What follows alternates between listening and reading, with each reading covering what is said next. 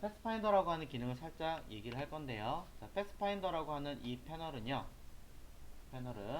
메뉴 윈도우에 보시면 쭉 내려갔을 때 패스파인더라고 있습니다.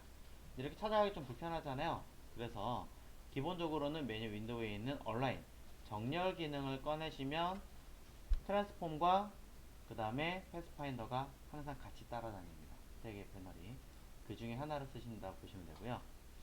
기능은 굉장히 많아요. 여기 보시는 4개 그리고 6개, 자, 총 10개 기능 이외에도 이 익스펜드라는 버튼을 포함시키면 그 개수는 엄청나게 많이 늘어나는데 패스파인더 자체의 모든 기능을 외우실 필요는 없다라고 생각을 합니다. 일단 우선적으로 여러분이 기억하셔야 되는 건 UI와 UI 두 개예요. 도형을 합치는 개념과 잘라낸다라는 개념이 있는데 두 개의 도형이 있다라고 보겠습니다. 두 개의 도형이 있을 때 이 도형을 어떻게 다루느냐라는 개념으로 놓고 보자면 하나는 이렇게 생겼고요. 또 하나는 똑같은 모양이지만 색깔만 다르겠다라고 가정했을 때 보이시는 형태에서는 앞에 있는 형태와 뒤에 있는 형태 그냥 두 개의 도형이죠. 근데 이 아이를 패스파인더로 합치면 이런 조건을 걸었을 때 하나만 선택하시면 안 돼요. 선택한 도형끼리 합치는 거기 때문에 합치면 색깔은 한 색깔을 바뀝니다. 더 정확하게는 하나의 도형을 합쳐버리는 거죠. 컨트롤 Y 했을 때 이렇게 따로따로 되어 있는 도형이 합치기 눌러볼게요. 이렇게 중간 자체가 아예 믹스가 되어버리죠. 그러면서 완전한 하나의 도형으로 변해버립니다. 색깔은 앞에 있는 도형 색깔로 따라갑니다. 즉 얘가 앞에 있다면 이렇게 바뀌겠죠. 한번 이렇게 합친 아이는 절대로 원래대로 돌릴 수 없습니다. 컨트롤 Z가 아닌 한. 자, 또 하나 한 번 더 해볼 건데요. 이번엔 두 개의 도형이 있을 때 합치는 아이가 아니라 자른다는 개념을 해보겠습니다. 자르는 도형은 컨트롤 Y를 했을 때 보이는 이 형태 그대로 도형이 쪼개진다라고 이해하시면 돼요. 즉 무슨 말이냐면 실제 도형은 두 개지만 컨트롤 Y 했을 때 보이는 형태는 하나, 둘, 세 개죠. 이 형태대로 누르는 순간 변화가 전혀 없는 것 같아 보이지만 잘 보시면 요 사이 겹쳐진 부분이 포인트가 생기죠. 포인트가 생기면서 보이는 이 아웃라인 상태로 보이는 이 형태대로 쪼개집니다. 자, 쪼개졌나 볼게요. 처음에는 선택된 그 상태로 있지만 그룹 상태이기 때문에 언그룹으로 풀어주고 하나, 둘, 셋 분리가 되죠. 자, 한 번 더 보여드립니다. 얘로 할게요. 자, 겹쳐놓고요. 그냥 봤을 때는 색깔이 똑같으니까 하나인 것처럼 보이겠지만 컨트롤 Y로 해서 보면 하나, 둘, 셋입니다. 그럼 얘네들은 패스파인더로 자르기 버튼 누르는 순간 하나, 둘, 세 개로 쪼개진다는 거죠. 그룹 상태니까 풀고 하나, 둘, 셋. 그렇죠? 자, 이런 형태를 보셨는데 주의사항이 하나 있습니다. 해당하는 도형을 이렇게 도형이 있다라고 쳤을 때 이렇게 겹쳐놓고 색깔을 한번 바꿀게요. 자, 색깔을 또 다른 아이를 바꾼 다음에 자, 놓고 봤을 때 자, 조금 더 진하게 하겠습니다. 자, 이 상태에서 패스파인더로 자르면 몇 개의 도형으로 만들어지느냐. 어떤 분들은 이렇게 얘기합니다. 하나, 둘, 셋, 넷. 네 개라고 얘기를 합니다. 왜 네 개인가요? 여쭤봤더니 돌아온 답이 이렇게 봤을 때 도형이 어떻게 됐어요? 위쪽에 있는 도형과 아래쪽에 있는 도형 두 개가 합친 거니까 그대로 면 자체의 색깔을 봤을 때 보이는 게 하나, 둘, 셋, 여기 겹쳤으니까 네 개지 않느냐 라고 얘기를 하시는 거죠.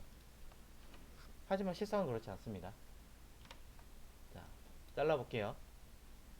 자르면 언그룹 하나, 둘, 셋, 넷, 그리고 하나가 더 있습니다. 자, 왜 이런 현상이 생기냐면 일단 제가 힌트를 먼저 드리자면 제가 이 얘기 드렸어요. 아웃라인 상태로 보이는 형태의 면을 그대로 만든다고. 즉 하나, 둘, 셋, 네 개가 아니라 얘도 면처럼 보이잖아요. 얘도 면이 되는 거예요. 실제로 보이는 상태에서도 이 아이가 구멍이 뚫려 있지만 흔히 말해서 어느 쪽으로도 빠져나갈 틈이 없는 도형으로 갖춰져 있다면 얘도 패스파인더 자르면 면으로 무조건 만들어진다는 개념이에요. 자, 이것 때문에 패스파인더로 자르면 가운데 있는 아이까지 전부 다 면으로 생성이 됩니다. 이거 굉장히 중요한 개념이거든요. 이거 놓치시면 여러분이 생각하시는 도형이 전혀 안 나올 수도 있습니다. 가장 대표적인 예가 이겁니다. 자, 여기 글씨 P가 하나 있습니다. 글씨는 글씨이기 때문에 아웃라인 해도 색깔이 들어가 있어요. 자, 강제로 도형 처리할게요. 자, 이제는 도형입니다. 글자 아닙니다. 이 아이를 또 다른 글자 P와 합치려고 합니다. 자, 단순하게 이렇게만 놓고 보자면 둘은 패스파인더 합치기를 딱 누르면 이렇게 되겠죠. 그럼 이게 끝이에요. 근데 어떤 사람들이 자, 얘를 요렇게만 잘라내고 싶은 거죠. 그래서 패스파인더 자릅니다. 언그룹을 했습니다. 그리고 이쪽만 쓱 당겼어요. 자, 잘랐죠? 왼쪽을 오른쪽을 두 개를 만들어 놓은 상태에서 튀어나온 아이가 있으니까 이거를 다시 합쳐야지 하고 패스파인더를 합치기 누르는 순간 여기 사라진다는 거죠. 이유는 간단하죠. 이 도형만 보더라도 패스파인더로 자르기 버튼 누르면 안쪽에 동그라미가 빠져나갈 틈이 없으니까 무엇을? 하나의 면을 새로 만들어내는 형태로 갖춰진다는 거죠. 이것 때문에 생기는 굉장히 많은 오류들이 많습니다. 그래서 패스파인더 사용하실 때에는 딱 두 개만 기억하시라고 했던 이유 중에 하나는 합치고 자르고, 자를 때는 기본은 언그룹 상태지만 닫혀진 형태는 도형을 또 새로 추가할 수 있더라. 그러니 분리된 형태의 자체를 정확하게 인지를 해라. 이게 정말 정확한 이유입니다. 이 개념을 꼭 기억을 해주시라고 먼저 말씀을 드리는 거고요. 몇 가지 기능은 더 있긴 합니다만 1차적으로 이 두 가지를 기억해 주시고요. 한 가지의 팁을 더 드리자면 이 부분이 될 것 같습니다.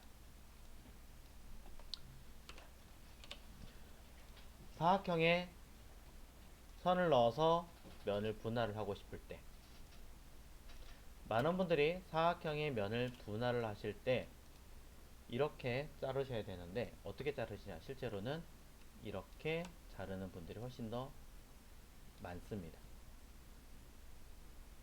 이렇게 해도 잘릴 것 같이 보이니까요. 그런데 많은 실수를 하시는 것 중에 하나는요, 이 양쪽 끝을 정확하게 체크를 안 하신다는 겁니다. 왜냐? 조금만 멀리서 또는 가까이서 잰다고 하더라도 미세하게 그 길이가 다를 수 있습니다. 즉 사각형 박스는 길이가 저는 20mm, 안쪽에 들어있는 아이는 19.9mm라고 치면 0.1mm 차이가 나지만 T는 거의 안 나겠죠. 더 정확하게 19.99라고 치면 뭐 어디를 보더라도 거의 티가 안 나죠. 근데 사실은 뭐예요? 안쪽 선이 더 짧은 거잖아요. 안쪽 선이 더 짧다는 얘기는 못 자른다는 얘기랑 똑같습니다. 왜? 어느 한쪽 조금이라도 미세하게 틈이 생기니까 분리가 안 되는 거예요. 앞만 해도. 앞만 언그룹해도 분리가 안 되고, 앞만 자른다고 버튼 눌러도 분리가 안 되는 거죠. 이유는 어느 한쪽에 들어있는 얘가 정확하게 재구시를 못하니까, 이렇게 자르는 거랑 다르지 않아서. 이런 것들은 명확하게 길게 빼서 패스파인더로 자르셔야 분리가 된다. 자, 이런 이야기까지 드리겠습니다. 참고하십시오.